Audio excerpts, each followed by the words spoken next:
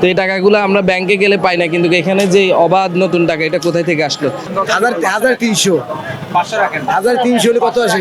500 টাকা আমি বললে হবে না, ভুল হলে কি আমি টাকা কি দিয়ে দেবো? 150 করে আছে, 40 টাকা কেন 150 করে দিবেন, বাস ওকে। আসলে ভাইয়া আমরা ব্যাংকে গেলে বুঝছেন ব্যাংকে টাকা নাই, শুধু একমাত্র একটা ব্যাংক পাইছে, ওয়ান ব্যাংক। এই ব্যাংকের মধ্যে অন্তত নতুন টাকা দিচ্ছে, কিন্তু অন্য কোনো ব্যাংকের মতো কোনো টাকা দিচ্ছে না।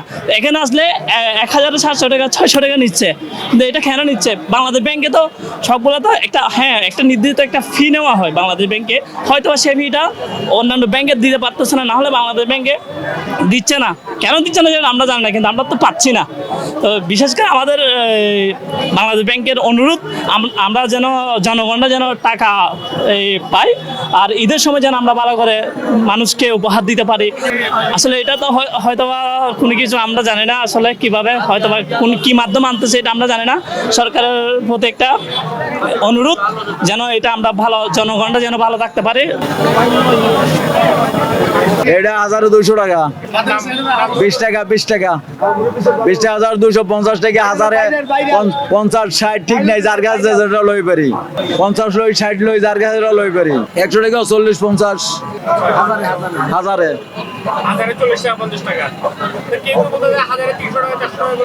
ওই বান্ডিলে যদি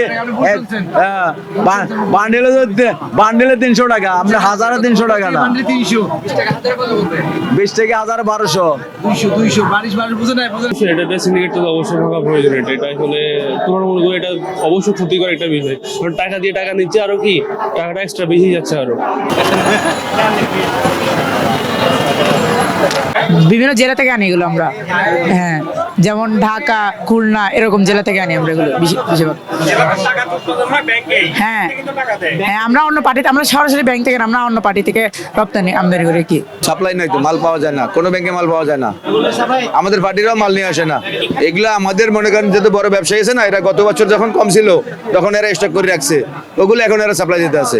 মেইন ঘটনা হলো এটা। আমি দেখতেছিলাম কেমন নতুন টাকার কেমন ছড়াছড়ি, ব্যাংকে গিয়ে তো সাধারণত টাকা পাওয়া যায় না, এখানে দেখতেছি 20 টাকার বান্ডিল হচ্ছে 2000 টাকা, সেটা ওনারা নিচ্ছে 600 টাকা বাড়তি। তো এই টাকাগুলো আমরা ব্যাংকে গেলে পাই না, কিন্তু এখানে যে অবাধ নতুন টাকা এটা কোথায় থেকে আসলো সেটাই হচ্ছে প্রশ্ন আর কি। ঈদে তো সবাই সাধারণত নতুন টাকা একটু চায়, বাচ্চাদেরকে দিলে খুশি হয়, সেক্ষেত্রে এখানে তো অনেক বেশি পরিমাণে টাকাটা নিচ্ছে ওরা।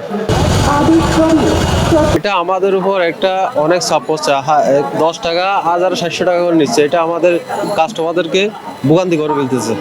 আর 20 টাকা হচ্ছে 1300 টাকা করে নিচ্ছে, এটা মনে করেন আমাদের আর কোনো দিকে যাওয়ার সুযোগ নেই। ব্যাংকে আমাদেরকে নতুন টাকা দিচ্ছে না, এটা অনেক জুলুম হচ্ছে আমাদের উপর। ভোটের যখন সংকট হয় তখন কিন্তু দাম বেড়ে যায়, আর বিশেষ করে আমরা যারা কিনি ওই বাইরে থেকে আসে, বিভিন্ন ডিস্ট্রিক্ট থেকে, খুলনা, যশোর, ঝিনাইদহ, তারপরে সিলেট, রংপুর, দিনাজপুর, বরিশাল, বিভিন্ন জায়গা থেকে নিয়ে আসে, ওদের থেকে আমরা কিনে রাখি। ওই কেনার উপরে প্যাকেটে হয়তো 20 টাকা 30 টাকা 50 টাকা মুনাফায় আমরা বিক্রি করি।